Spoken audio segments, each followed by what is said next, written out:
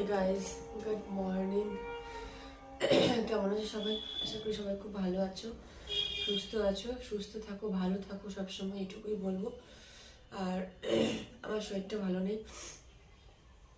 আমি জাস্ট একটুখানি উঠেছিলাম, বাথরুমে গিয়ে একটু ফ্রেশ হয়ে নিয়ে আবার চলে এসেছি।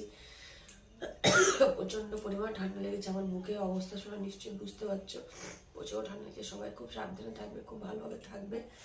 আর দাদা ভাই সমস্ত কাজকর্ম করে বেরিয়ে পড়েছে বাইরে গেছে বাচ্চাটাকে নিয়ে, কারণ ও প্রচণ্ড বিরক্ত করছে। ও একটু না বেরোলে ওর হবে না, তাই জন্য ও বেরিয়েছে। আর আমি এখন এই ঘরের এই জায়গাগুলো পরিষ্কার করে নেব। পরিষ্কার করে নিয়ে কাজ সেরে নিয়ে তারপরে ও চলেও এসছে। ও সময় একটু দেরি হলো, একটু ঘুমিয়েছিলাম আমি। এগুলো সব পরিষ্কার করবো এক এক করে। কেন কি বলতো,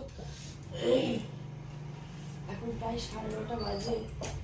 আমি উঠেছি অনেকটা দেরি করে। এটা আমি ঘুমবো আবার, থাক, কিছু করার নেই।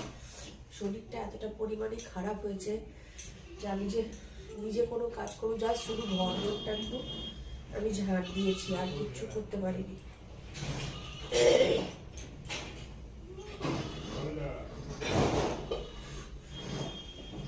ওই যে চলে এসছে আমার। আচ্ছা,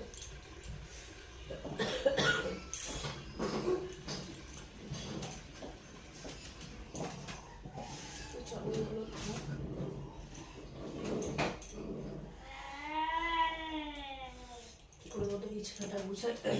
তোমার সাথে আমি বেশি বড় ব্লগ শেয়ার করতে পারবো না, জানি না আমার শরীরটা কত ভালো হবে। অবশ্যই শেয়ার করবো। এখন জল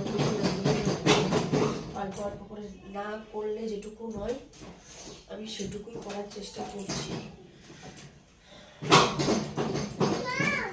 আমার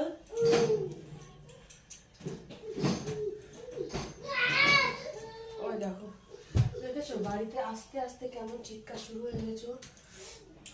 বাড়িতে আসতে দেরি, ও চিৎকার শুরু করতে দেরি নেই।